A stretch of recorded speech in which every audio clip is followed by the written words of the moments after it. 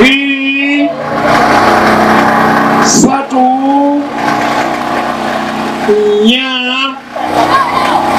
5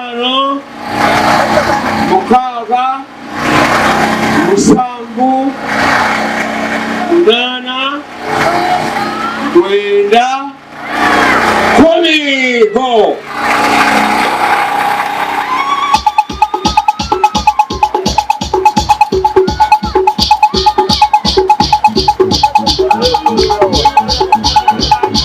Egali zizo tugenze kande tudde wali kukola nsi tukomewo era singa bampadde omukisa okuba wa spirite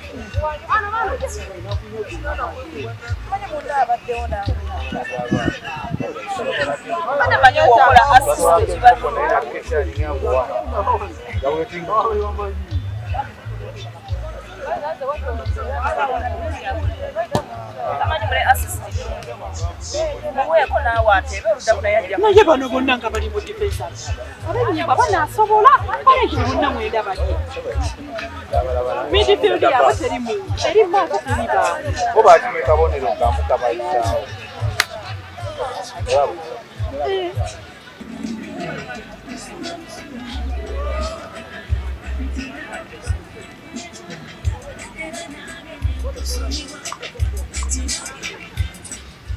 akati byagenzemu zino sawa kugenda mu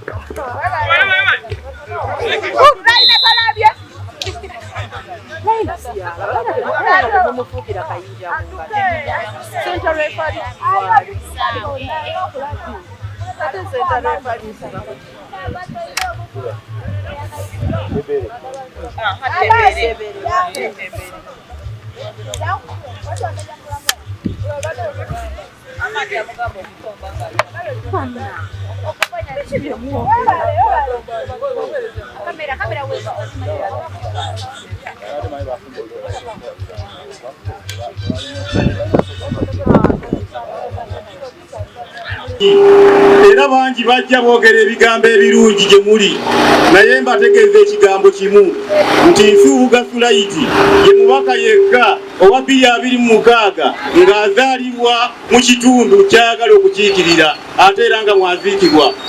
Mbasaba mukkirize omulundi guno tukwate ekitundu kyaffe nga tukiteeka mu mikono emituufu. Omuntu akuze nammwe, omuntu gwe muzadde, omuntu asomedde kuno, olunaku lwaleero buli omu alumanyi nti Liberation Day. Naye tutuuse ku Liberation Day nga abalwana naffe abatabimanya ffenna tukaaba. Naye mu kukaaba okwo ng'ekireese okukaaba ffeffekka abaagala okwekaabya nti tulonda abantu abatali baffe. Naye leero tulonda abantu temumanyi. Nsubuga Sulaiti nze nkakasa nti njasobola okubakiikirira mu Paalamenti ya Uganda. Omwami ono kwempise naye nsaba mumulabe kubanja kadde mulete katale ka Muveti. Bwe nali nsoma kumulusa mu katale omwo nakomangawo nga mamange mwakola nga mwendya. Abaali mu lutalo lwa 86 nga bawamba kwega 86 omwami ono yali akuma President Museveni bamuyita retired Major Vai Ngoma. Olwaleero bw'ogenda mu Northern Uganda teriyo musajja Muganda nga bamuwa ekifo kyonna kyonna ku bebweru si wano. Bw'ogenda mu Western tewaliyo musajja Muganda nga bamuwa ekifo kyonna kyonna oba bweMP oba bweru si wano. Naye lwaki wano ewaffe tukkiriza mwagala kugamba nti abamu tebasobola? Bw'oyogera bw'otyo nti ososodde. Omwami ono si musajja Muganda naye ntambula naye era tutambulira wamu. Mbasaba mukkirize 2026 tebababuzaabuza nja kusobola okubakiikirira mu Paalamenti ya Uganda. Kyenzize nakyo pulogulaamu gye nnina ngaba enkoko n'emmere yaazo n'akatale nkagaba. Omulimu gwenkola nze ndi musajja musuubuzi ntuusa ebintu mu ggwanga n'okufulumya ebintu mu ggwanga. Obuyigirize ndi musomesa atasomesa nga mbulinamu diguli ey'Emakerere. Mbasaba ebigambo ebisingako awo tugenda kubifuna ku kisaawe ekatikamu nga tumaliriza omupiira, okulya n'okunywa byonna gyebiri. Security gulukulu. Mbagaliza ekiseera ekirungi, Ssaabasajja Kabaka awangaale. Naye nga mmaliriza, nsaba mukkirize olw'okuba nti bano be baali mu lutalo ne baleeta gavumenti, ate era gye twagala ennyo wakuba nti tulina ekizibu kimu nti tulinamu obusungu nga bannaluweero, naye obusungu obujja kuvaawo butya nga tulonza abantu abanaasobola okubawuliriza. Nsaba mukkirize Meeja oyogereko eri abantu bano. Weyanziza ffe wano okujaguliza olunaku luno e Luweero, twagala kubagumya nti tukyali nammwe, tetujja kuvaawo kuko ffe tulina okubeera ewaffe Luweero. Luno balujaguliza Mubende, naffe ne tuleeta eno kubawagira. Bwe munaagaana okwewagira, awo tujja kuteekako okusala bwe. Tweyanziza tweyanzenge, katubalinde wali ku kisaawe. Mbagaliza ekiseera ekyo era mbeeto basenga muno, era bw'owulira amannya sijja googera gane gikakola ki, naye ate agafa agansuubuga tegasobola kuva eno gakola ki, ne gagende ne bagawa akalulu. Omuntu bw'ayogera Buganda abamu bategeera Baganda, naye si bwe kiri. Buganda yaffe ki, naye teri agenda kulaakulanya kitundu kyaffe ng'ogyeko ffe. Era buli lwokera ku makyango nti gavumenti mbi, naawe obeera weevumiddemu. Gavumenti yeggula. Kitegeeza nti buli nsobi yonna ebeerawo ekuvunaanyizibwako okukyusa oba okutereeza. Kiki mbasaba omulundi guno?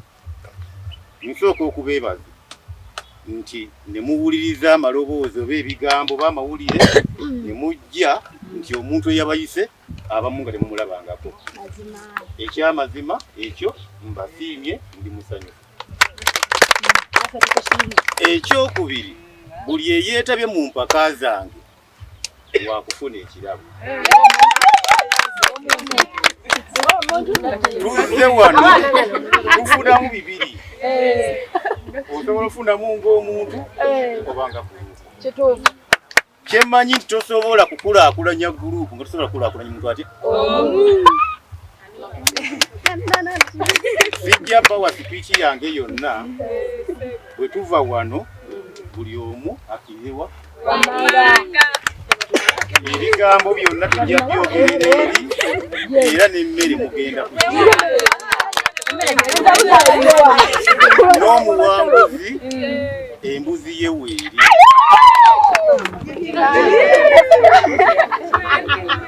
So nsaba bakama bange mukkirize mutwale abantu mu maaso, naye nga sinnaba kubanga mbagaye saagala kwogera sipiiki yonna. Gavumenti eno eriwo kati, waliwo abaagireeta mu buyinza. Abaleeta gavumenti eyo mu buyinza be bafulonasa. Omwami ono ye mwami Vaini Ngoma, ye yali pulezidenti, yali akulira security ya pulezidenti mu lutalo n'empaka nga bavuddeyo.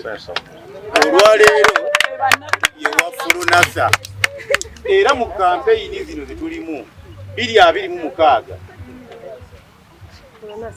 abantu bano ntambula nabo kubanga be baleeta gavumenti mu buyinza ate be batunudde nga gavumenti egenda kukola ki. Kati bwe twatudde obulungi tutambulira wamu ngabe nga tutereeza ebyo bye mulabanga ebitakola ki, ebitagenda bulungi. So nsaba Mwami Matovu obuuze ku bantu bano. Bandiriza mu Luweero.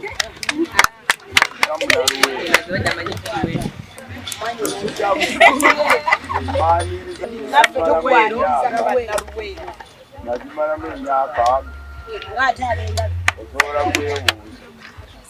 Leese esooka omusajja gwe bayita Iglesias Nsaazi mumumanyi? Tumumanyi ekigavu wali. Akyaliwo yafa. aliwayo MC Timuna.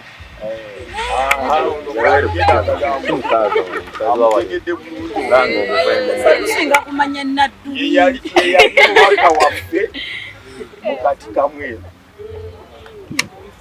Kyogolaba eyafanga tuwangudde tetwamuziika eyo timiino ono yajagamba. Muzike kololo. Era teyaziikibwa Bannakatikamu, Bannatimina, Bannanakaseke, yaziikibwa Uganda yonna ng'omuzira. So kati kamu yakola ebintu ebyo. Mwe njagala ku bibiri mukoleko eki kimu. Mu mulembe gw'Obote ye yali eyina ekkomera erisingayo bw'olituukamu gye baayitanga Katikamu nga Luweero Triangle etandise towona. Ate ye yanunula. Kati ffe tubasaba omubaka anaatereeza okukaaba ne tuvaamu. Kyokka temuzimba komera emituliraane. Tubasabye eki omubaka anaatereeza n'asangula amazima. Engoma kakati ng'olumulabye Haji Naduligo mugamba ne mujja musanga wa yakulembeddemu enteekateeka kube yakulembeddemu kubanga yawummula kubanga akuzeemu ekituufu naye okutegeera oba oyagala okufuuka ow'amaanyi mu ggwanga banyinaze kambasabe kino mukitegeere ebintu bisatu mubikulembezenga. Ekintu ekisooka tyanga nnyo abantu abakulu. Buli lw'obatya n'obawa ekitiibwa ojja kuwangula. Tyanga nnyo omuntu alina ssente kubanga buli kimu kyayagala kukifuna. Otye n'ekyokusatu omuntu alina obuyinza. Ne bw'aba chairman wa kyalo ng'olaba essaati ya kito kyayulika bw'akuuma sita oyinza okulemesebwa okutuukiriza ebyokola ki. So tugoberere ebintu ebyo bisatu tubenga tuwa abantu abakulu ekitiibwa tutya abantu abalina ssente n'abalina obuki tujja okubanga tutuuka kutukola ki balifali nsaba ttiimu ngibaddize mubanguye tukuŋŋaane emmanga eri kubanga gatumale obudde nga misana.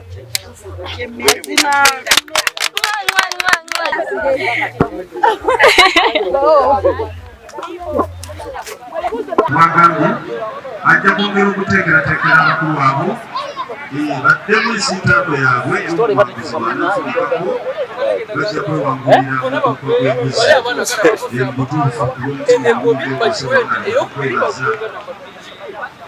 Kale kayogere nsaba Yisima bavunaanyizibwa ku ttiimu y'Eddungu yogera ne ttiimu y'Eddungu mbalwadde embuzi 2 mujja kuddamu musambe ttiimu egyo mugamba nti temugiwangudde. Mbasaba Yisima yogera n'abantu bo kubanga buli kintu kibaako obukulembeze. Abantu abakulembeddwa Yisima ku lunaku lw'Essande olwaliro lwa Sande naye ku Sande tugenda kuba n'omupiira nga mbuzi 2 anaawangula era tugenda kubeera wano. Solo tukwebazisa nnyo onale konsulayitwehale era nsaba osi abantu abo mubafulumye oba kyebaagala mubafulumye.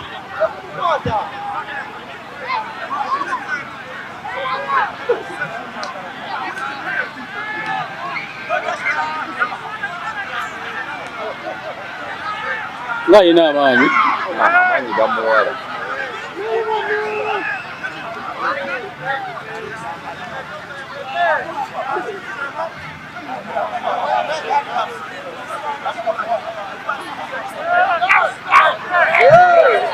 Abantu muve mu kisaawe, abaana muve mu kisaawe, abantu muve mu kisaawe, ttiimu ezigenda okuzannya tubasaba muve mu kisaawe. bino by'abanyiga Ttiimu ezigenda okuzannya bino byabaniga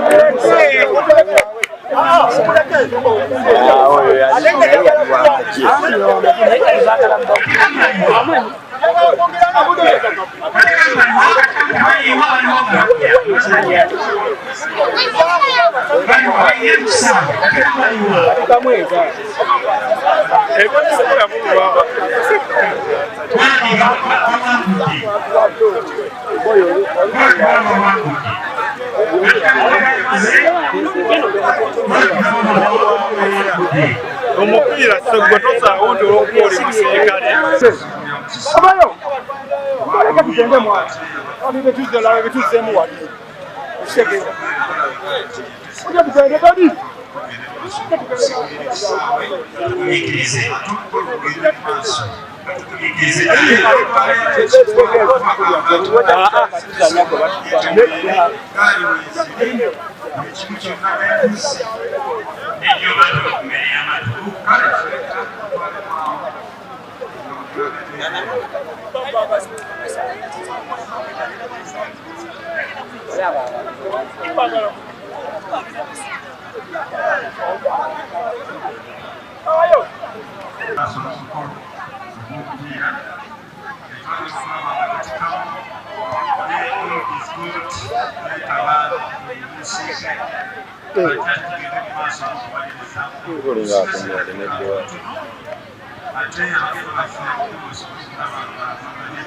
Ganda vao na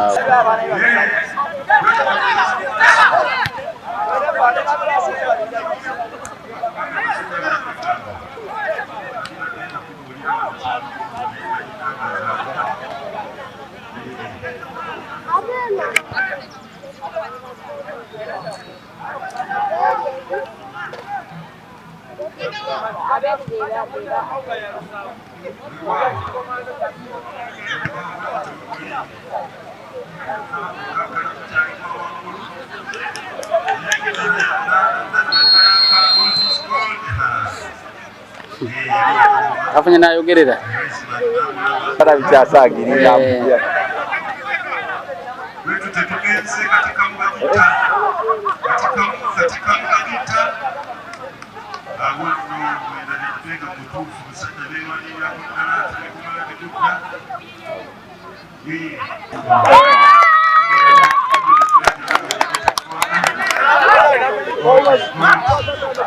wajikute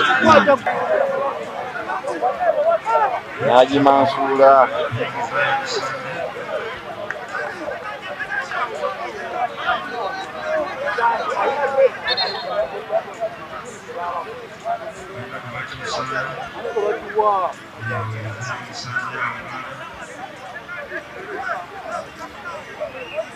Ngalo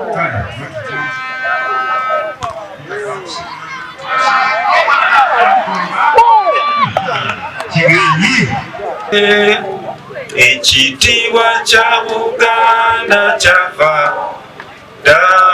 naffe tukikuumenga o Uganda may God uphold thee, we lay our future united free for it, but together we'll always stand. Mwebale nnyo, mwebalire ddala, tweyanziza nnyo tata, abagenyi baffe abakulu Haji Abudu Naduli, Kano Ronald Lubaale, Meja Matovu, Kaja Leonard oyo CEO wa Harambe Chiko, asante naye tuli naye wano, bakadde bange mama ne taata ne baganda bange mbalamusiza nnyo n'erinnya lya Mukama waffe, naye nja kutandikira kubanga omwana akola nnyo ne nnyina. Omukama mulungi ekiseera kyonna, naye nga mpulira nga abataasabye. Omukama mulungi ekiseera kyonna, kati abataddeko enkofiira nga nze, assalamu alaikum wa rahmatullahi taala wa barakatuh.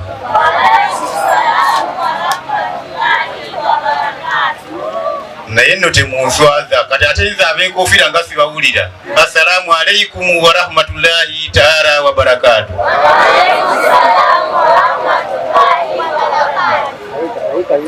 Erinnya Nsubuga Sulaiti, ndi mutabani wa Abudu Swamadu Nsubuga atudde awo, nsabaddemu abawubireko.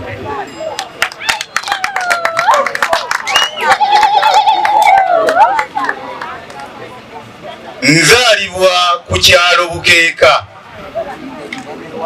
mu Muluka Bukeeka, Eggombolola Katikamu, constituency ya Katikamu South, district ya Luweera, nga mbuyinamu diguli ye Makerere. Bwe mba nnyingidde mu kibiina nina kusomesa geography economics, naye bagambye ndi musomesa atakola ki? Olwaleero ndi musajja omusuubuzi. Nsuubula ebintu ebiriibwa mwenna, nfulumya ebintu ebweru w'eggwanga omuli ebibala, nnyingiza ebintu okuva ebweru nga mu TZ Johannesburg Tanzania, n'ennyingiza ebintu okuva e India mpaka wano mu Uganda. Ebiyingira mulimu omuceere, mu bifuluma mulimu ovacado, mulimu entangawuzi, mulimu emmwanyi. Bwe njogera emmwanyi ndaba buli omu ayinza okuba alinako akakwate ku mmwanyi.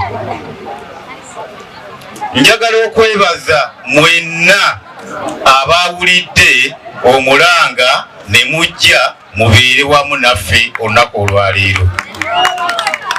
Era nsaba atakiwulidde, nsaba nkikutegeeze nti weekubireko mu ngalo okuba omu ku abo abangi abasobodde okujja tubeera wamu ffenna leero. Era ntegeeza abagenyi abakulu abaleero, haji abantu bano bategeezebbwa mu wiiki emu, tetuteekedde mwezi mulamba. Bw'oba weeyamanya omwezi mulamba emabega ntujja kubeera wano, oba wiiki bbiri emabega ntujja kubeera wano, awanike omukono. Kitegeeza taliiwo. Bwe neebaka n'endowooza ku Luweero, Luweero nze bwefaanana si bwe njagala. Era nali ku luuyi oluwabula mukadde waffe Haji Nadduli oyo nankwata ne tugenda mu gavumenti. Bwe ntuuka mu gavumenti ate ebirungi bingi ebiri mu gavumenti, nti abasinga obungi bye mutamanyi. Naye ki kye tulina okukola nga bannaluweero? Obukulembeze bwonna, enkulaakulana yonna, oba gavumenti okubanga tetuusa buweereza ku bantu, tabeera mukulembeze wa ggwanga yekka. Obukulembeze butandikira ku ggwe. Obukulembeze buli ku ggwe, gavumenti ye ggwe. Bwe tuba bakukyusa gavumenti, ffe ffenna tulina okwenyigiramu. Nina omukisa nti abantu abasatu abo nsaba bakadde bange mukkirize muyimirire abantu wali babamanyi. Kano Lubaale, Haji Nadduli, Meja Matovu ne Kaja Leonard.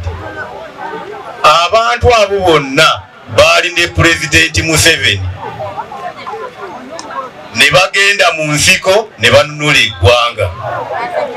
bagenda bakadde bange nsaba mutuule mu kugenda kwabwe tewali yabatuma wabula bagenda olw'ebyo baali balaba kyokka olwaleero kati abali ku luuyi luwandiise oluwabula gavumenti ebalabanga nti balemereddwa omuntu yenna talemererwangako omuntu ne gavumenti bonna bali ekintu kyekimu buli muntu alina amaanyi n'obunafu kyebayita omuntu omulamu nti omuntu asanyuka anyiiga kati gavumenti bwegenda mu nsiko ne tuzaalibwa ne tugyegattako ate olwaleero twagala tuzeewo ebyali ki emabega naye tubisalidde tutya amagezi kwe kubeera nga tweyagaliza nga ffe wano olunaku lwaleero nalutekedde mu wiiki emu ne bannange nga ndi wamu n'abafulonasa abatwalibwa Meeja Matovu. Fulonasa kyekibiina Pulezidenti Museveni kye yayitamu okugenda okulwana mu nsiko nga basinziira wano e Luweero kati balina obuyinza. Olwaleero Fulonasa gye ndi nayo wano ku Liberation Day. Muyinza olowooza lwaki nti Liberation kwenjagalidde njogereko gye muli mwenna kati kamu South oba kati kamu ey'omumaserengeta efunye okuddibwamu. 2026 nsaba mukkirize mu ntume mu Paalamenti ya Uganda. Nkakasa bulungi sijja kubatiiririra. Ekyokubiri, obukulembeze oba enkulaakulana tewali agenda gireeta mu makaago, teri ajja gireeta ku byalo byaffe wadde mu disitulikiti oba mu Uganda ng'ogireko ffe. Naye wano wokka mu Buganda we wali amannya Gookero, Gookwi, sijja kwogera malala, abajja ne beesimbawo ne bawangula ebifo. Ffe bansuuga Sulaiti bwe tugenda eggulu, bwe tugenda mu Eastern, bwe tugenda mu Western tebatulonda. Mwagala kugamba nti ffe ng'aba Buganda, bwe njogera Buganda sitegeeza Baganda, Buganda erimu amawanga gonna, naye waliwo abo bannansangwa n'abatuzeemu. Mwe mwagala kugamba nti mwe mwagala kulemberwa bukulemberwa, lwaki temulonda kuba mmwe? Olwaleero abantu bevuganya nabo bonna mukole research balinga Bachina. Omuchina ngerageranya ku mulembe gwa Idi Amini. Amini twalina abayindi wano, naye abayindi Amini n'abagoba waliwo abakisanyukira waliwo abanyiiga. Naye omanyi lwaki Amini yagoba abayindi? Abayindi baali bagezi, baali bazze wano kukola ng'amagoba gonna ge bakola bazaayo wa ate nga tebaali bakyamu kubanga baali bazze ku kyeyo mu Uganda. Kati olwaleero obukulembeze obuli mu Buganda bwe bumu obuli mu kati kamu ey'omumaserengeta. Nze nzekka ku bakulembeze bonna benvuganya nabo azaaliddwa mu kitundu kino ekyakati kamu South nga mwe ŋŋenda okuziikibwa, nga mwensomedde mwenkulidde. Mwe mwagala kugamba nti kati Abachina abajja be basinga otegeera kati kamu okusinga ffe? Mbasaba mukkirize muleme kubitwala layitire. Nkozesezza ekigambo Bachina, ensi eyo etuvujjirira obuyambi wano era ba investor, naye buli lwolonda omuntu atamanyi bikukwatako tosuubira kukuyamba. Nga tuli ku Liberation Day olwaleero bannakati kamu tukole ebintu bibiri. Tutandike okubeera abanoonyereza. Eno Luweero nga bwe mugiraba tuli basajja bagezi nnyo, era ntegeeza Haji ne bakadde bange abantu bano tebaagala oba tebaakyawa gavumenti nti tebajagala, naye olw'ebigenda mu maaso, naye ate bo tebafuna ajja kubayambako kubabuulira nti na bano abasajja bali strategic nti ne mu opposition yennyini basobola okuteekayo abachina ne bajja batwale ebintu byaffe wano. Mbasaba mukkirize 2026 muntume mu paalamenti ya Uganda nga ndi wamu n'abalwanyi abo nabo mubalaba balwana bye balwanirira bafunako ebimu, naye ebimu sigamba nti tebiriiwo, bagenda banafuwa. Kati ffe abaana baabwe katukwate tutuuse gye biina okukoma bajja kufunamu. Mbasaba mukkirize kubanga obudde bufunda naye ebigambo ndina bingi. Nabagambye edda ndi musomesa, ngenda kusomesayo bintu bisatu. Nsembyeyo kimu, mpe bakadde bange boogereko nabo eri gye muli tugabe ebirabo. Bwe mba nsomesa mbasaba ebintu bisatu. Ekintu ekisooka, muwe abantu abakulu ekitiibwa. Buli lw'obeera nga olaba omuntu akusinga emyaka muwe kiki? Muwe ekitiibwa. Omuntu akusinga ssente naye muwe ekitiibwa. N'omuntu akusinga obuyinza naye muwe kiki? Muwe ekitiibwa. Bw'onooba otambula ng'okola ebyo ebintu bisatu n'ogattamu ebisatu mu byo, kubanga bw'oba omanya ebyo ebisatu nti chairman wadde essaati y'enjulifu naye yalina sitampu, bw'omuyitako omubuuzaako kuba bw'agikuuma eyinza okukulemesa ofuna by'oyagala. Mu bisatu omwo mulimu bw'oba otambula ogamba oyinanga okwebuuza abantu banaalaba ki, abantu banaayogera ki, abantu banaawulira ki.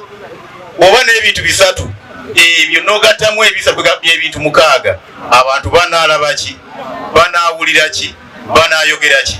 Ekyamazima ensobi ziba ntono, naye nsaba buli ava wano oddeyo otegeeze ataategedde kuba okulanga kwabadde kutono.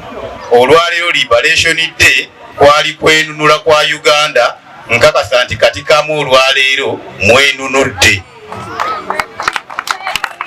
Mufunye omubaka wa paalamenti owammwe. Ndi musajja Muganda naye ayagala Buganda, era amawanga gonna ngassaamu ekitiibwa. Oli okumuga nti agenda avuganye ewaabwe ajje mu Uganda eyawamu mba sisosodde, wabula buli omu ayina gy'ava. Lwaki weesiba ku banno ng'atalina gy'ova? Bagende ewaabwe naffe tubeere wano tutwale ebitundu byaffe mu maaso. Kansuubire nti mukiwulidde. Ku kyamawanga Meja Matovu Situka, omwami oyo musajja Munyankole ate mukwano gwange Wafula Nasa ye yakuumanga Pulezidenti Museveni mu nsiko ne baali bavuddeyo mpaka 98. Oyo nsaba otuule naye nkolagana naye bulungi. Kano oli mugenyi mukulu naye nsaba osituka abantu bakulabe. Omwami oyo Wafula Nasa bw'anaaba ayogera jjaga nti waliyo nsoboga eyo ewaffe mu Toolo yakulemberayo constituency n'emu, so batukkirize n'abantu bekulemberere. Kano nsaba otuule. Biki byenzize nabyo olwaleero? Bwe naava mu bukulembeze bwange nga mbasanze eyo, nze nazze nga sigaba ssente naye nazze nankulaakulana. Bano abantu bajja ne batulimbalimba n'obuntu obutonotono naye nze nazze na binene.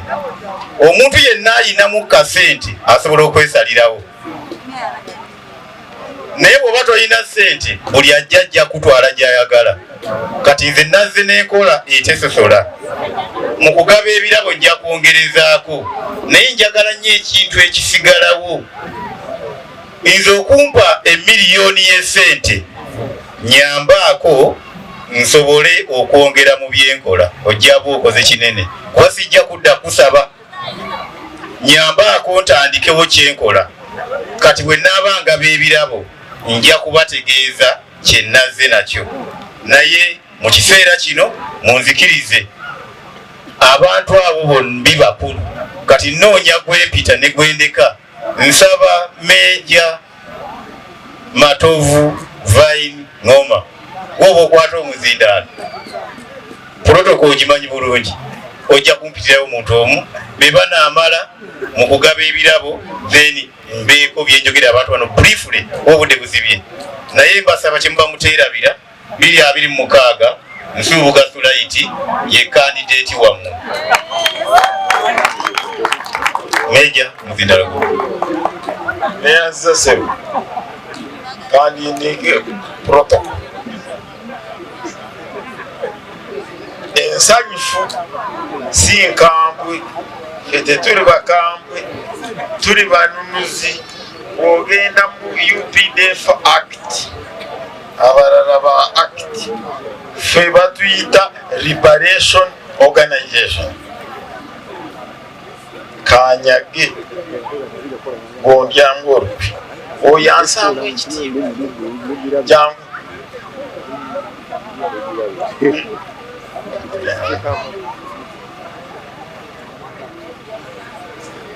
oli twayogera wali katikamu mugende mu maaso oli ono nandyamu olupi kamuyite tubeere fena tutambuze ensonga.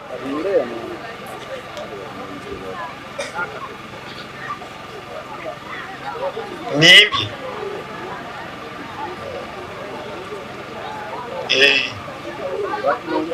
kamala ajja kuzitereeza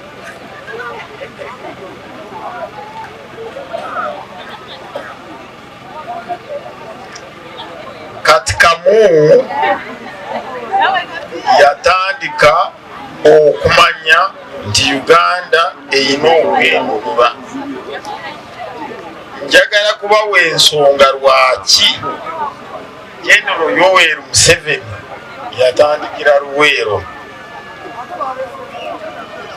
Eyo yesimba Luweero mu mwaka gwa 1908 baali bamuyita Ignatius Musaazi mu Katikamu constituency.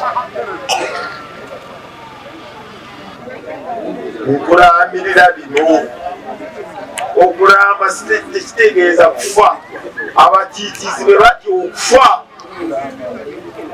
tetwagala ebyobufuzi ebyokuyisaawo ekikyo n'olya ebibyo, twagala ekyokuyisaawo abantu baffe n'obalwanirira n'obasoomosa nga Muhammad swalala wale wasana na Yesu bwe yasoomosa abaabwe emirembe n'emirembe.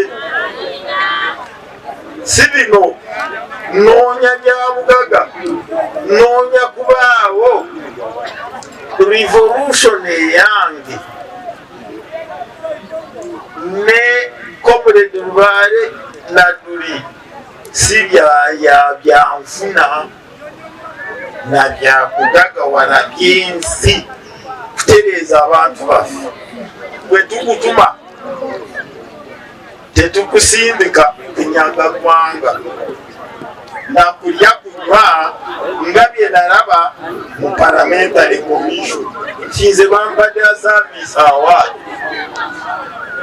ng'enywe ngegere sifaanana n'owabooda ng'ensi bwe tubadde tusimbula wano abatuwerekedde nze naabo kutuuka bongo na wano si baboodaboda kati naabo nabo obajerege obalebemu nti tebasaanire. Baani abakodde kaweefube nakanga baje mbuuza mu Luganda.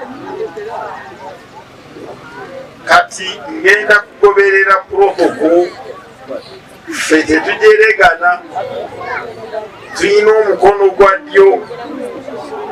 President Museveni nze ne mukulu Nadduli oyo bwe twatuula ku Kasaka nali muwangula nga mutabani wange kyokka pulezidenti bwe yamulonda nga biri bye mwawulira nti nze mulonda nansingako nga bwe mumanyi kati ffenna nga bwe tutudde wano ffe tulina mu luzungu mwe muli bazungu take over presidency. The presidency is with honorable Nabi. President we amulonda n'amuwa obwa minisita nze musaali yutinga nze munyoma ate mutabani wange nze amuzaala oyo Naduli akoleredde Luweero Triangle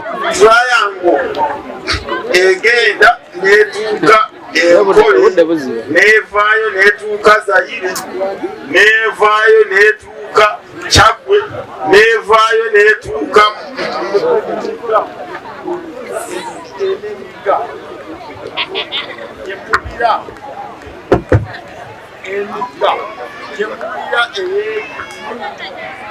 emiga ejagarangara nekrosinga mpaka Kisumu eyo Triangle n'abakadde baffe n'ebinywanyi byaffe. Omuntu wange omwo twayogera nemugamba oyo osulayo temuveeko tojja kumusobola. Honorable Naduli yamuleeta ebyaffe biveemu ye ng'aleeta biri ebyabwe gamba kubyo mutuleke nyabo njagala tumutuusiza wabi obujulizi bw'otuwa tumuyisiza bubi abo tuli babi oba bakyala twatuula ffembi mukanyina yakuna gwesomadu tewaaliwo oyo yaliwo omwana wa oyo muleke tojja kumusobola kati wafuddeyo ali waffe wano bamuzanyiddeko katemba weerya wano oba weetu tuwagire tusomoke nga biri bya Firawuna yakola byamulema bwe yabizanyiramu netusomoka omugga netukwatirayo batugende mu maaso. Omukulu Naduli ono ne mukulu Lubaale bebamanyi Luweero Triangle ogigatako Mecca ogigatako Roomu ya Uganda amanya agali mu binge na safari za Fronasi nakati tulinyeemu wano kuba Ogwokutaano twabatandika dda mu 71 Honorable Naduli nga kyeyamaani waffe wa UNLF wetwogera UNLF wano bibatabula bibakyankalanya bibasobera temumanyi mwemumanyi Luweero Triangle Kabaleega Abudunaasa Mondulane biki ebyo ffe kituleese wano ku lunaku luno kubazambu esuubi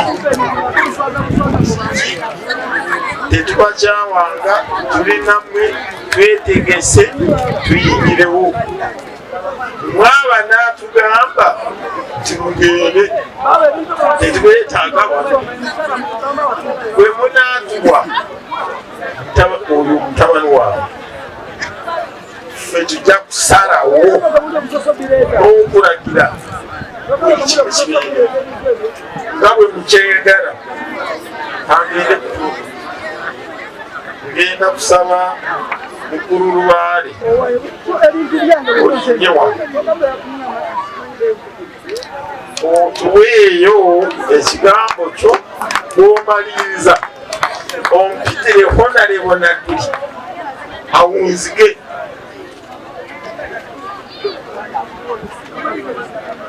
kyokka ebibiina by'abavubuka omulimu gwe mazemu emyaka 10 Ministry of Finance era ndi mu family Operation Wealth Creation. President yasooka n'alonda ba officers 53 ne General Salenga mwali etutandika Operation what? Wealth Creation. Ne bampa Rwenzori eyo bagita Kabarole Fighting Zone nenkola bye nakola era bali eyo basiima omwanyi gwe nasooka okugaba kati gold banoga 2014 finance era oli tabalimba nti nze ndi economist finance zemmanyi zonna naziyigira ku mulimu bakwita kyo mucuba myaka 10 I'm a good student. A good student. Puliriza nenkwata era ne wajja mu finance batono nnyo abansinga ekwatagana ne finance. N'olwekyo sanyuse nnyo kulaba nti ntudde kumpi n'omukadde Nadduli Haji oyo maze emyaka nyingi nga ndi naye ne mutabanyiwe Samadu myaka 8 meka ntudde naye good student aja n'atuula n'anebuuzaako tukoze tutya engamba awulekawo najjako eruweero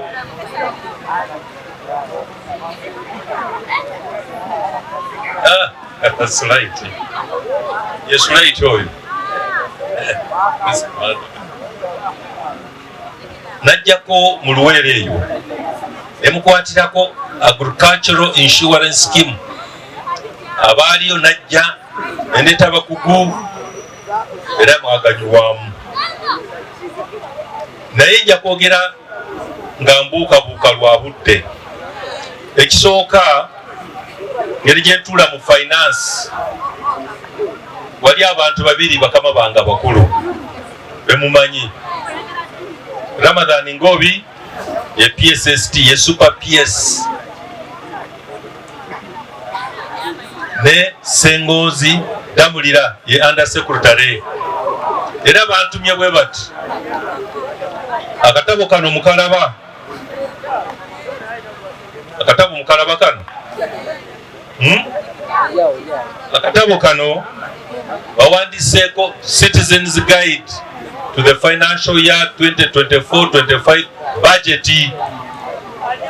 Abantu bangi babalimba esente bazituteno esente bazituteri naye njagala buli leader ali wano oba LC1 oba LC oba parish chief afuna kopi ya kataba mulabe parliament yateeka sente zammwe balimo balimba sente teziriwo onolaba education olaba bateeka bilioni meka olaba mu oil manyi bateeka bilioni meka ani aziteekayo parliament muli akingamba naye politician nsonyiwa politician bagamba Museveni atadde no sente atadde ani ayisa sente parliament yayisa ki ate ze ziri mu katabo kano ekyo kiri wansi ekyo mujja kufuna kopi mbaletedde ekintu ekirala tulina magazine mu finance magazine weeri wano njagala buli mukulembeze amanyi nti mukulembeze afune kopi alabe eggwanga lituuseewa alabe amakubo gatuuseewa aleme okuwulira obulimba awulire ki ekituufu emagazine ziri wano netise bino ebintu nebibaleetera eruweero era balansi ejagenda wa Haji Nadduli yamanyi gwagiwa mu luweero yonna si wano katika mwokka twagala tugobe obulimba ekyo kitadde ebbali njagala mbabuulire muli bato history kiri very important. Nze 1980 na votinga hello bameka kumwe abavotinga ku 1980 omu 2 3 4 otegedde wetaaga kumanya kiki ekyaliwo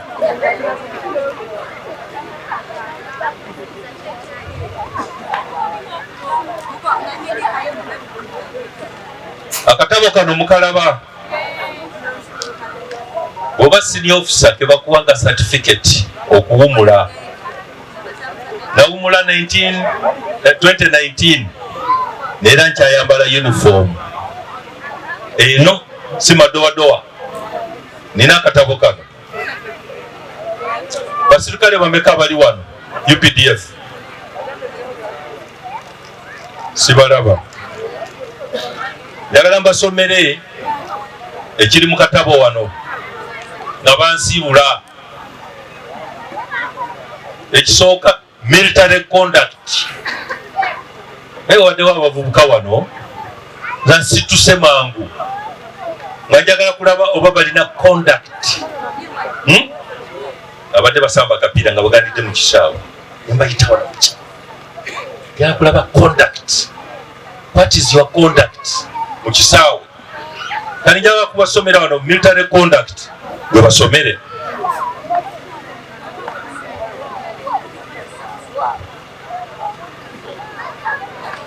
Okay. Military conduct egamba bwenti very good mu Luganda ti nungi nnyo sukuluma. Netugenda ku kyokubiri kigamba testimonial omulokole akiyita obujulizi. Lieutenant Carol Vale served the force with dedication and commitment towards the period of service. He remained a true care of the cause. Okuvunulako mu Luganda akakivunule. During the period of service, he remained a true cadre of the cause. Ekikulu ennyo oba oyambadde yero ogamba nti ndi kada wa NRM. Are you a true cadre of the cause? Ogamba nti true cadre of the cause. Do you know the cause? Cause ogimanyi? Cause kitegeeza ki? Ejatwala nadduli mu nsiko ye cause. Kumuwulira kyatwala abantu mu nsiko ye cause. Bali balina okubanyonyola, bali ba breaking a constitution ogenda mu nsiko. Tewayibaala n'ogenda mu nsiko oba omenya constitution naye olina cause ekutwalayo. Bakunyonyodde bulungi lwaki ogendayo okkirize. Kintu kikulu nnyo because oba okkiriza ofe oba owone because of the cause. Kati njala babulira cause ye ki? Bahaji Naduli bagiteeka mu ki codified? Bagicodify nga mu ki? Mu 10-point program gye muwulira. 10 point what? Era n'obogenda mu computer yonna teekamu ekigambo 10-point program of NRM ojja bifuna byonna. Sijja bikubuulira. Binoonyereze obifune. Era njagala mbabuulira ekintu ekituufu. President w'eggwanga tavanga ku 10-point program. Yava mu 10 point nagenda mu 15 ne bagenda mu manifesto n'ebirala. Naye 10 point codified ekintu ekyasooka. Kyova olaba bw'otunulamu osanga ne Kalamoja mweri. Kalamoja bafune amazzi, Kalamoja bafune emirembe ng'abalala. Kiri mu 10-point program. Ebirala byonna ebyenoonyeze. Era nja kusembayo ku bintu bibiri. Omwami ono sijja kusitula muntu mukulu nnyo ye chief whip wa Fronasa. NRM teyandibaddewo nga Fronasa teriiwo. Kiringa jjajjaawo nigwe toyinza kubeerawo nga jjajjaawo tanabeerawo. Muntegeera bulungi? Ono bano be bajjajja.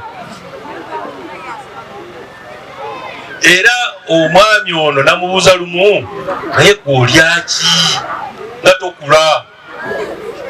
Omwami gwe mulaba ono, mwami ono abeera ku TV, Star TV, n'alungamya ebintu naba Fronasa, ebintu ebiyamba eggwanga. Tekangako Star TV, y'ono yabeerawo ono Star TV. Omwami ono bwe twalinnya ensozi za Elgon, nesanga nga bamumanyi bamuyita Masaaba.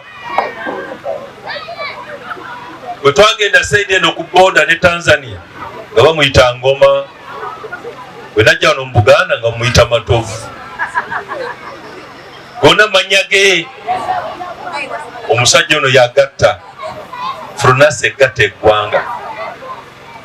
Bwe nveeyo Haji ojja kunsonyiwa okwogera kino.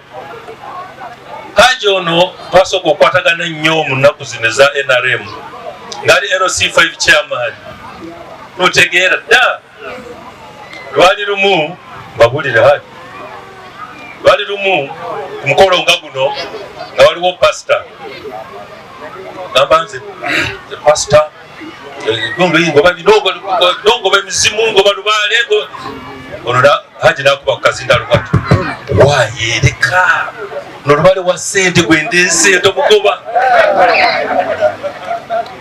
Haji galero sifa bicha kuletete lubale w'essente kati ogoba Haji uno mulika uno ogoba bali mebaza nnyo. Era bwe ndiddamu nange nja kwebaza mu ngeri yange. Mwebale nnyo okuba abantu balamu n'obutono n'omukolo gwa Sulaiti. Naye omwami ono musitule emikono. Omwami ono mumwa asobola kwa MP.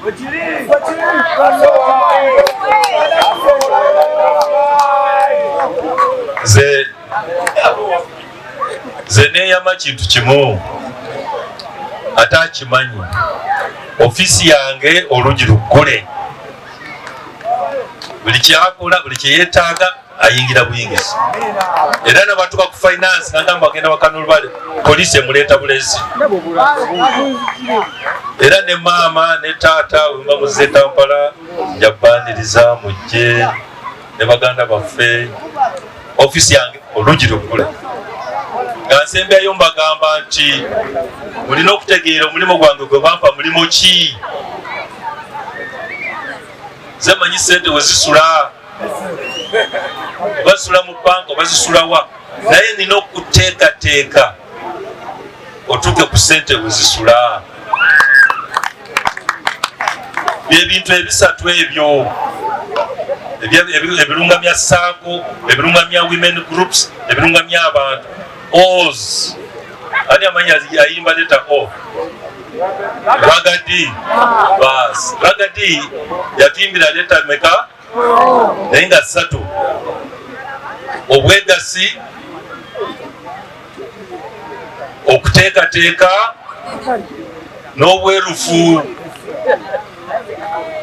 Era lumu twali kyengeredde awo ne Katikkiro ow'e Buganda ne mugamba you are my hero. Byeyogera bye nange gwe mulamwa.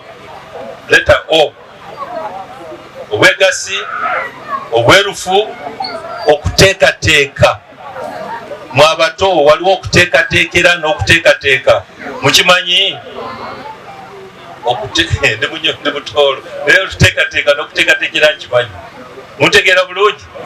Okuteekateeka nze omulimu gwange gwa kuteekateeka. Wena kyoyagala okukola n'otereera n'otuuka ssente wezikola ki? Nze maze mwebale nnyo. N'olwekyo bansabye okumpa ekitiibwa ekinene te mukulu waffe wano Haji Abdul Naduli bwe twagala ennyo eggwanga lyonna limwagala. Ate njala babuli abayabi temumanyi the senior presidential advisor on national mobilization yamuwa wamagezi president mu national mobilization ati aliko minister n'ebirala byonna mubimanyi. n'olwekyo kitiibwa kinene kulaba nze musitula nayogerako ku mmwe obugambo obulungi obuwomerera Haji.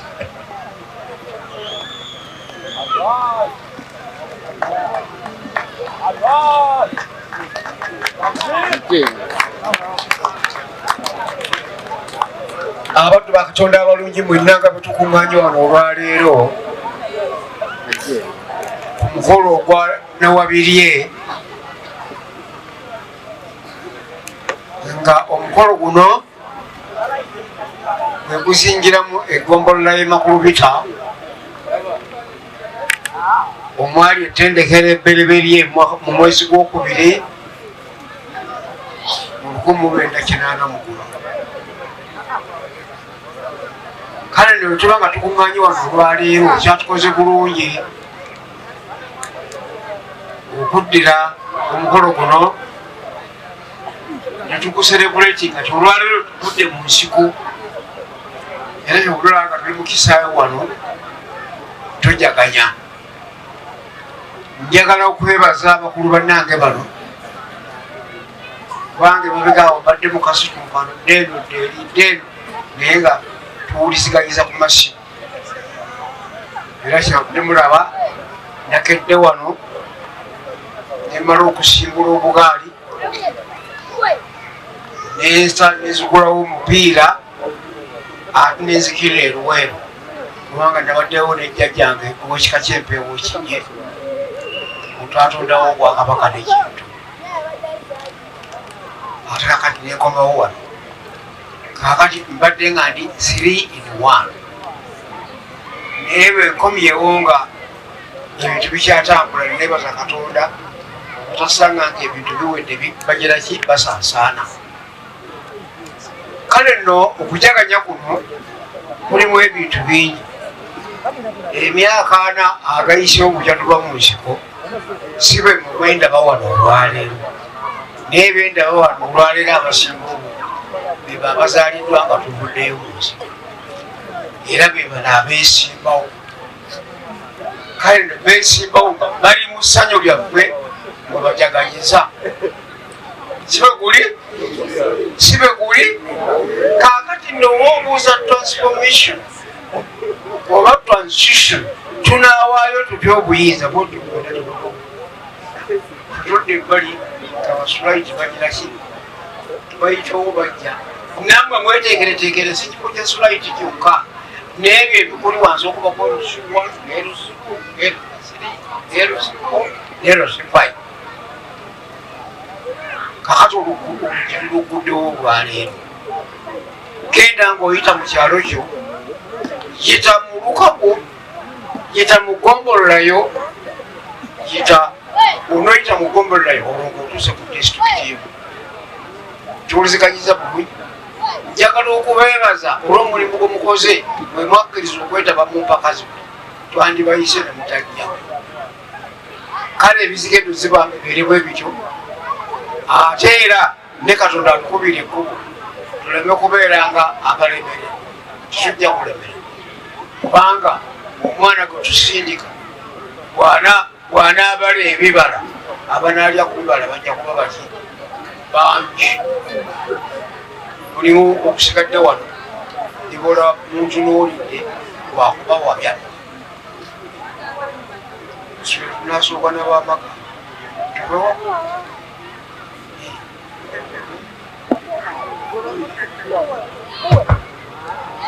kakati Haji kyatuuseeko kyekiddako naye nsaba mukkirize mu nteekateeka y'ewiiki emu musooke mukubireko komiti nga sinnagibalaga mu ngalo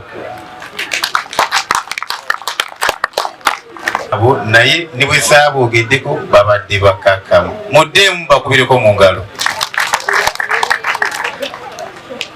Mu komiti eteeseteese omulimu guno era ekulemberwa Haji Abudu Nadduli kuba ye chairman w'enteekateeka z'akakiiko akantwala mu Paalamenti ya Uganda.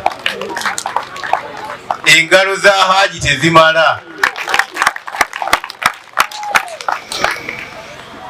Addi Yayimiribwako mukyala Honorable Proscovia Namansa, nsaba ayimirire abawubireko. Awo waliwo mwamizi wa Lameka yewookusatu, naye ayimirire abawubireko. Nina mwami Sonko, oyo no yatwala ebyenjigiriza. Era olw'obuteerabira n'abalala bangi besoogeddeko nabo be bawaggulu. Obuteerabira Haji, gavumenti erina basale, naye basale ezo ziriko obukwakkulizo bulinga obune naye butono. Wano ani atafiirwangako mu kika kye oba mu famire yawanika omukono? Kitegeeza nti akakakkulizo ffenna tukoolifayinga. Ngabye wano basala 50. Bw'oba olina omwana nga talina maama talina taata, tetumwetaaza wadde 10 kuba tuli ku Liberation Day. Bw'oba oyagala okukyusa ekitundu, okugaggawaza abantu, teeka ssente mu education. Singa saasoma, singa siri wano. Kati mubataddemu amaanyi gonna kuba eri komiti. Ono kojja wa mukadde wange Haji Nadduli abagatta mu Fulonasa, ate era naye tutambula naye si wano wokka. Nsaba akkirize naye mumulayi mu kiti ekirala nti mu kubeerako kwaffe wano byonna ebyokunywa bye mulabye bimunywedde ono ye Meja Matongo. Kakati Haji, nsaba okkirize nga muli wamu ne Kano Ronald Lubaale. Ente yaffe eruwa nga be basembeze ente. Haji, nze entambula gye ntambuddemu oba gye njagala otambuliramu, saagala kugaba kyennyanja ngaba ddobo. Buli eyeetabyemu mu mpaka muwanguzi, kyekisooka. Buli eyeetabye mu mpaka olunaku lwa leero yagenda okuwa obujulizi wabweru eyo nti Flight byayogera byaba ategeeza, byayogera byaba ategeeza era byakola. Njagala ba team leaders musooke mujje wano mwenna abataano ab'emipiira, mwenna mujje wano. Abakyala nabo bajje, n'abaami mujje wano. Tukozese obudde butono. Ba team leader mwenna mujje wano.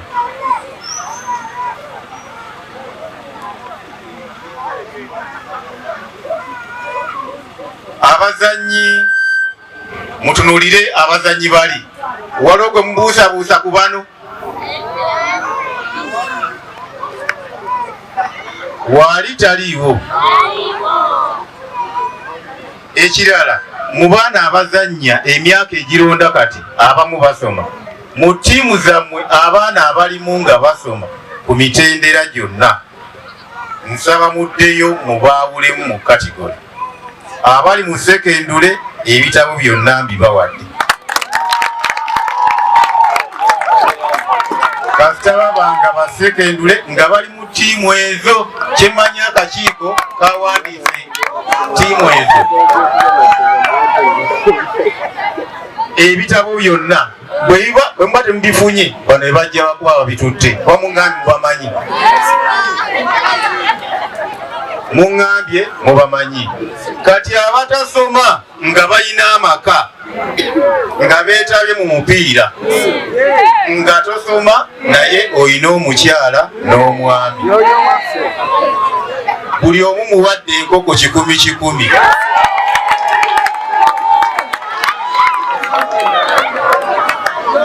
Byendi mu kwogera bigenda kukolebwa nga sinnagenda mu Paalamenti. Mumanye nti omubaka gwe mufunye, kubanga nze ndi wano ninaanye Lubaale w'essente ali wano,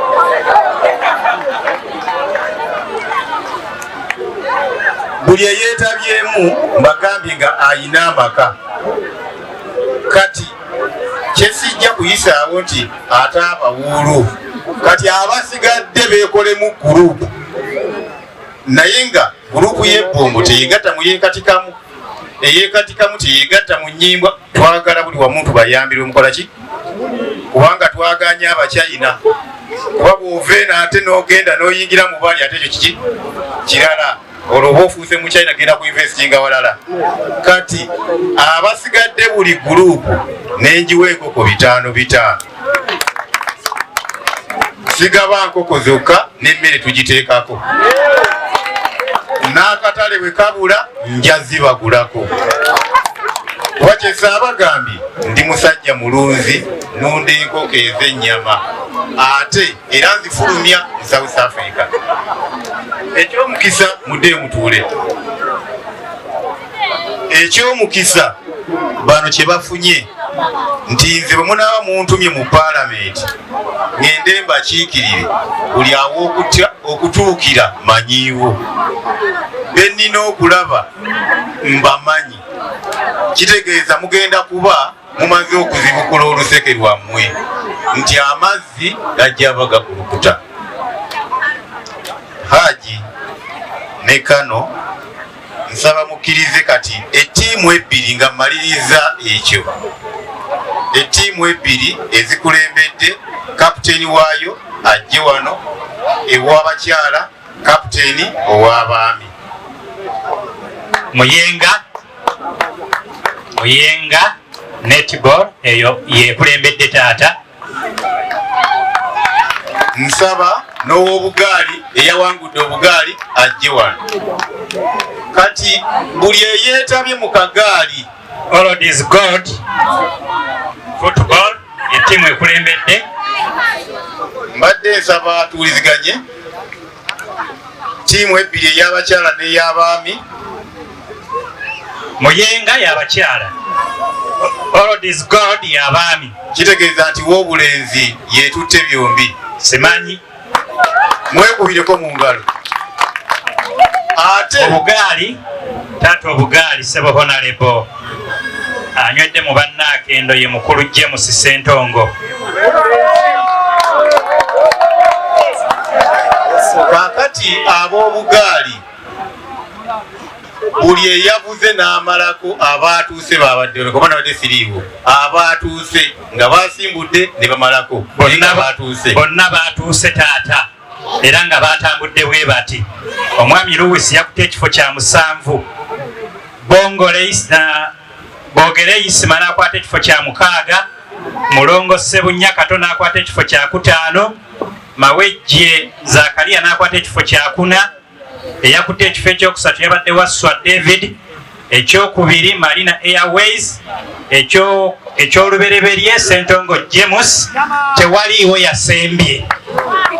Kaakati eyanywedde mu bannaakendo bw'ekirabo ky'okifunye, naye bali omanyi lwakisazi ezo ezaaguze eggaali nabadde nsobola oziteeka mu bbaasa, naye njagala nnyo kugaba ddobo so si kyennyanja. Ojja tuuka ekyennyanja okirye oneerabire, naye eddobo eryo nti ne bw'oba ogitunze butunzi olina gojja owandiikira endagaano nti ogimukoze eki, era jjagamba nti eggaali nagigula ku gundi. Kitegeeza nti tusigala tukola ki, tutambula. Kati abantu bali abasigaddeyo bonna saagala kubawa buwi era ssente enkalu, wadde ninamu akasente akatonotono naye saagala gaba ssente enkalu. Kindabikira bulala bonna abeetabye mu bugaali muli bawanguzi nammwe, naye beekyabwe nja kwagala beesalirewo kye baagala nga kiri mu kakadde naye nga kintu kikalu. Abeetabye mu bugaali buli muntu mulabe komiti yange yeeyo. Abeetabye mu balina tojja ng'okimye kakadde ka ssente wala ekintu ekijja mu miliyoni y'essente. Byonna mbyogera njagala bikolako obutasukka mu mwezi guno okutandika kuba guno guweddeko, byonna bigenda kukolebwako. nsaba mukkirize ente yaffe n'embuzi bituuse tusooke tugabe eggaali then tuwe abakyala embuzi wanina ekigambo kyekigamba nti ladies first tubawe embuzi yaabwe tusembyeyo abaami n'ente naye abaami temundyako ente eyo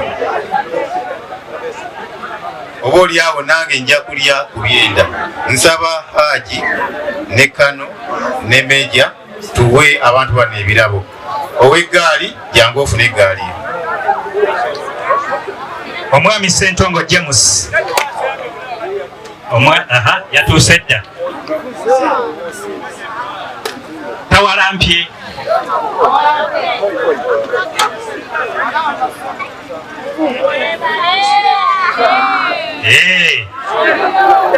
tuyoze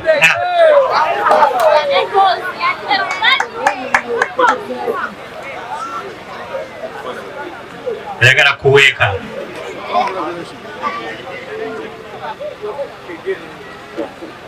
kakati eggaali eno eyina ebiziyiza nina emitwalo 5 asobola okumpa omugaso gw'ebiziyiza ng'oggyeko okuyamba okuyimiriza eggaali eno oba okusiba ng'oggyeko ekyo omugaso gw'ebiziyiza mugaso ki? Emitwalo gyange 5 gyo gyabuliwo. Twanguye bantu babiri baba balemereddwa.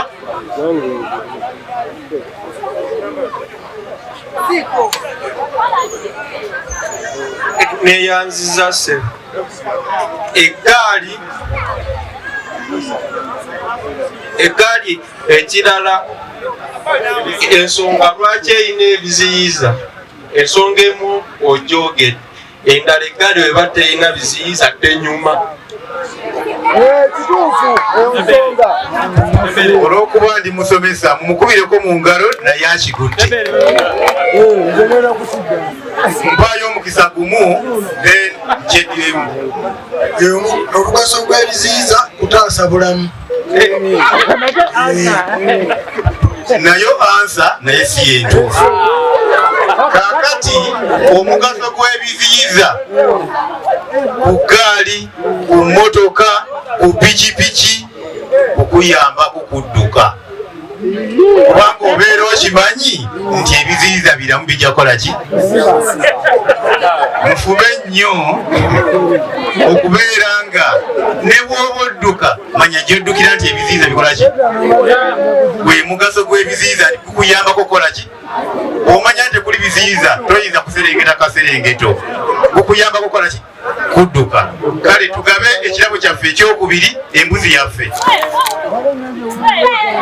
Embuzi yaffe taata eyo nno yaddireddwa kati kamu.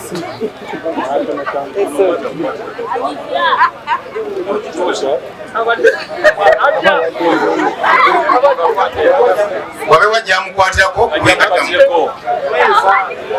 muyenga kube muyenga muyenga embuzi yammwe mugende muginone abe muyenga mujje wano mu maaso ga kamera wano munone embuzi yammwe omuntu omwe amala mwebale nnyo.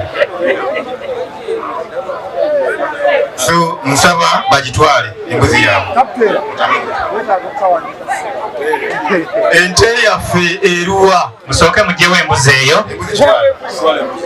Ente yaffe eruwa olw'obudde yiyo bagireeta oba tetusambe.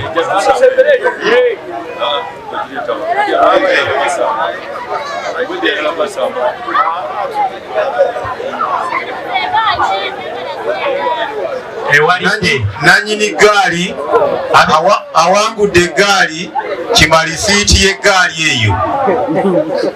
Tebakubuuza gy'ogijje, eggaali wagiguze. Agiguze Yesu Gasulaiti. God is God. Ente yammwe yiri eri ku gundi ku ggoolo ya gundi. Mugende muleete ente yammwe. Tusaba ente esigale weeri awo olwejja kujja otaataaganya abantu. Naye twandetaaze ekifaananyi kyayo. Tujja girumba wali. Tugende weeri mpola mpola era kakati abagenda olisiivinga ente mujje tubakwateko mu ngalo ente kasita mugirabye eri weri yammwe mugitwale eyo ye gold is gold. so kakati ente yammwe nayo yiyo. Tuwasaba okubeera abawulize nga olwaleero. Ekyamazima nsiimye era ndi musanyufu okubayita mu wiiki emu ne mujja. Kitegeeza bwe tunaateekateeka obulungi mwenna mujja kubanga musobola tufune ekifaananyi ekyawamu. Neebaza nnyo honorable to be omwagala ennyo ate nange nnamu essuubi jajja kukola kyemanyiiko nti mukozi. Ekyokubiri alina very good guardians, alina abantu abamuwabula, abantu ab'essimbo n'abakadde be naffe gye tuli. Naye tumusaba kintu kimu, bw'anaaba asinkanye president n'amwandulako eddusu abeere mukakamu nga ye asobole okulungamya ekitundu ky'asuubira kukiikira. Fe ababeera ne mukulembeze, singa nnyo omukulembeze kunze Jenosale abeera gyeta humble. Fena tubeera betoowaze mu Luganda, alina okubeera mwetoowaze nnyo. Ne mu Bayibuli bagamba nti humble yourself and God will exalt you. Don't exalt yourself. No, ojja kugwa. Ebigambo ebyo nebaza nnyo omukadde waffe Haji Nadduli okuba naffe, ate nebaza nnyo this young man bwe twagala nnyo ayingire wali opposite finance gye ntuula, banaabanga aveeyo ayiteko ewange awo tenywenyumyemu. Ebigambo ebingi bebaza nnyo bye mukoze. Abakyala mwebale nnyo okujumbira kye mukoze, n'ab'ente abagambye temulyako ente. N'olwekyo mwebale nnyo, mwabalire ddala, mukolo ogugaddewo. Kale aba old is gold, tugende wali ku nte, abakulu bajjaawo tufune ekifaananyi ekyawamu. Mu kaseera kano twagala okwebaza abagenyi baffe mwenna, mwebale nnyo, mwebale ddala okujja n'okugumiikiriza okutuuka ku budde buno bwe buti. Tusaba Mukama Katonda abeere nga atuwa bulungi bwereere, ate n'embeera ya honorable waffe yateekateeka naye ebeere ya mukisa. Tuva wano okuddayo naye twagala buli omu abeere mulamu. Tujja kutambula bulungi nnyo nga Mukama ye mubeezi, ate tutuuke 2026 tusobole okulaba nga tufuna omukulembeze waffe nga si mulala yaani. So slide honorable to be. Kale selector, mu kaseera kano kennyini ogenda tuwa kidigida andikize mu buli omu wakwatako munne mu ngalo wabulirawa asanyuse mu bantu, tuseemuko mu bantu nga bwe tweyagala ate nga bwe twetegekera embeera endala.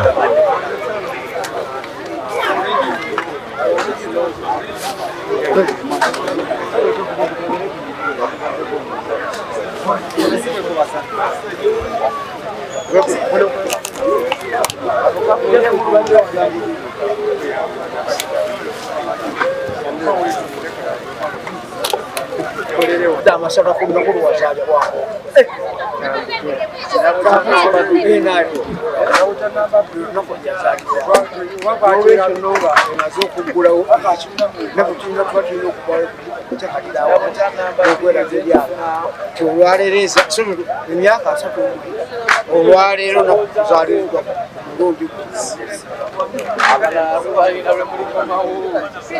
hadi bikibyola nti NRM ebiseera byemaze mu buyinza bikyola nti kristo koze naye abantu beebyosokera ku bibi biki bye twenyumirizaamu olunaku luno lutuuse kale biki bye twenyumirizaamu kale biki bye twenyumirizaamu nga emirembe kano ke kabonero akasooka olaba ensibo eri mu mirembe era bwobanga ogenda okunyoku wali kutika ojja kusanga nti twasangawo mu kinaana ensibo egiriwo bwona ogenda ku masomero era ojja gasanga ngosasangawo sigo egaliwo olwaleero kale n'olwekyo tulina wekutambudde kati ngalaye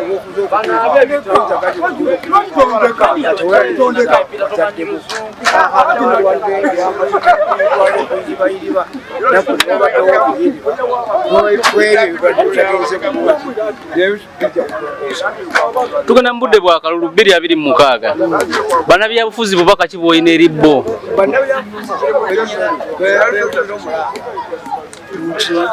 kubanga emirembe twagirata nesemateeka nkumateeka tembe okwesiga mu kimu kyasobola wabanga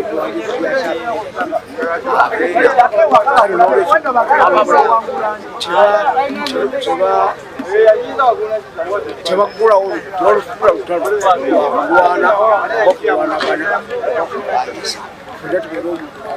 bwolabanga ebintu tebitambula kakkana bayabakulu bakyali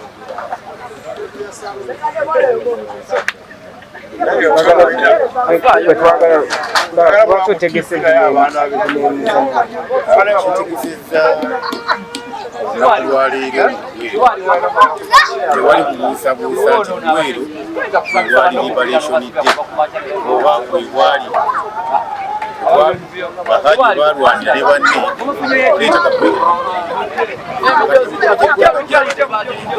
Uganda bakisaanidde okulaba nti bannaluweero bateekebwamu ekitiibwa bafuulibwa abantu era bamanyibwa naddala mu katika mwezi w'amaserengeta oba wazaala omwana kitegeeza omwana oyo omwagala nnyo era bw'oba okadde bafuubira okulaba akulabirira kati bo kye babadde beerabidde bakadde baffe zebensalawo kiteeketeeke ate nabo ne banneegattako ne tubeera wamu okukuza olunaku lwali balibadde Luweero era wamu okutegeeza bannaluweero nti liberation day naddala bannakatika mu South ebeera liberation yaabwe nga bafuna omubaka anaddako mu paalamenti ya Uganda 2026 kubanga nzenzeko omubaka azaalibwa mu kitundu kino nga mwezibwa kitegeeza nti ebiruma abantu b'ekitundu bimanyi byenzaliddwamu byenkuliddemu ensonga lwaki nasazeewo